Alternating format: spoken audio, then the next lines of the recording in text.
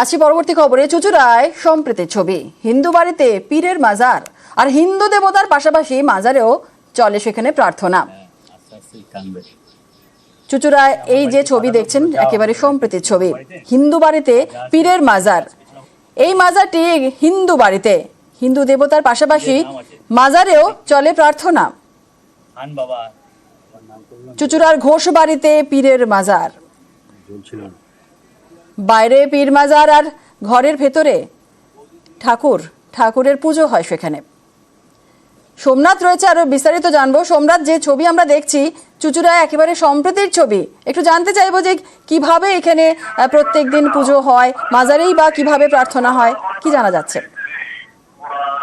এই যে হিন্দু পরিবারের বাড়িতে ঘোষবাড়ি, এই ঘোষবাড়ি থেকে প্রায় 150 বছর উপর ধরে তার দাদু, তারপর নাতি, ছেলে সবাই এই যে যেমন বাড়িতে পুজো হয়, সত্যনারায়ণ হয়, সরস্বতী পুজো হয়, তার সাথে সাথে তারা এই মাজারেও তারা পুজো করে আসছে। এই পীর মাজারে দীর্ঘদিন ধরে তারা সন্ধ্যাবেলায় এবং সকালবেলায় তারা ধূপ মোমবাতি দিয়ে এবং ওখানে গোলাপ জল, আতর সব দিয়ে যেমন পুজো অর্চনা করে, যেমন ঠাকুরের পুজো অর্চনা করে, তেমনই এই পীর মাজারে তারা দীর্ঘদিন ধরে তারা পড়ে আসছে। এবং এলাকায় যারা বাসিন্দারা আছে তারাও এই মাজারে আসে, মাজারে এসে তারা তাদের মনস্কামনা তারা জানায় এবং তাদের মনস্কামনা যদি পূর্ণ হয় তারা আবার পরবর্তী ক্ষেত্রে আবার আসে এবং পুজো দেয়। এবং দূর দূরান্ত থেকেও মানুষরা যারা ঘোষ পরিবারের সাথে পরিচিত আছে তারাও আসে এই মাজারে পুজো দিতে। এই একটা সম্প্রীতির বার্তা যে একই বাড়িতে যেমন মাজারে পুজো হচ্ছে, তার সাথে সাথে হিন্দু পরিবারে তেমন বাকি দেব দেবতারও পুজো হচ্ছে।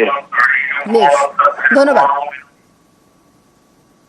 এই যে আমাদের 5.5 কাঠা জমি আছে, এই টোটাল ভিটেটা হচ্ছে মুসলিম ভিটে, মানে আমার দাদুর দাদু জমিটা কিনেছিল। এবারে সেই জমির মধ্যে স্বপ্ন দেয় এই আমাদের পীর বাবা, মাজারটা তখন তৈরি করে। আমরা খাওয়া দাওয়া করছি, ভালো কিছু করছি, পড়ছি, ও কেন হবে না, ওরও জন্য একটা মালা, গোলাপ জল, আতর, বাতি, ধূপ, একটু ভালো সন্দেশ নিয়ে এসে ওকে দেওয়া হয়। এবং বাড়িতে যখন সত্যনারায়ণ পুজো হয় ওর নাম করে একটা কিন্তু ওই মোকাম, আজকে এর দৌলতে আমাদের এই এত বড় বাড়িটা হয়েছে, এর দৌলতে সব এই আমাদের হচ্ছে রক্ষা কবচ।